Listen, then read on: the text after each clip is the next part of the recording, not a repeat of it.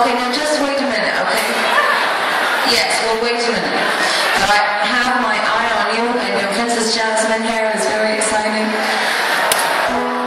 So I also wanted, I thought that in Holland, it would be an appropriate place to discuss my current openness about being a cannabis smoker.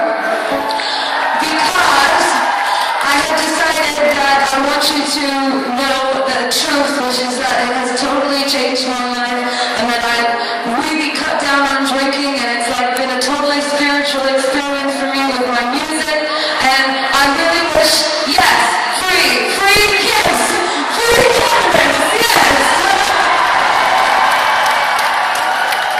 Yes, and it's, I think it's mostly because too, that the sign of being marijuana, it had a very different meaning for a long time, you know, it's like a drug or whatever, and it's really bad and everybody judges it, but for me it's like the new peace sign, you know, it's like saying everybody just needs to take a breath because everything's going to be okay, right? Yes, freedom! So I wanted to thank you for understanding me and never judging me, although however confusing I might be, I will always be that way. I will one day be meeting with the president and talking to Oprah, and the next day I will be talking to you about the medical wonders of marijuana. You know what? That's just who I am, and I'm not perfect, and I don't think I ever will be perfect, but as long as I'm perfect enough for you, that's all that matters. I love you so much, Monster.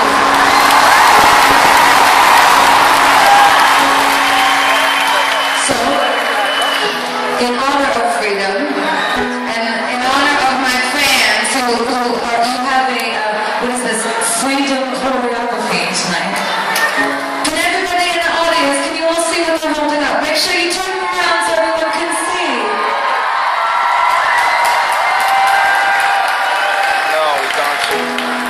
You know, it was just a couple of years ago that I wrote this song for the first time, and it was written about all the difficult times I had in high school. And I had the most amazing week this week. Did anybody watch my perfume launch or anything at the Guggenheim? Well, what I did there was I got to do my first ever, like, pretty much real performance art. I mean, I would consider all my whole life to be performance art, but I guess my first piece that was considered to be a fine art piece because I was allowed to do it in a museum. But the reason that I chose the Guggenheim Museum is because when I would get really sad in my school, which was 2 blocks away, because all the girls in my class would walk around the corner to smoke cigarettes, and I didn't smoke cigarettes because I'm a singer. Well, not, I mean, I'm not that as anymore. I didn't smoke in high school or anything, so they would all go smoke cigarettes around the corner, and I felt so left out, and I had nobody to hang out with. So I used to go down to the Guggenheim Museum, and I would look at all the modern art, and I would cry. And to be honest, it didn't make me feel any better. It made me feel worse, because I thought, I'm never going to be this brilliant. I'm never going to be as brilliant as one day. I'm never going to be as brilliant as I know.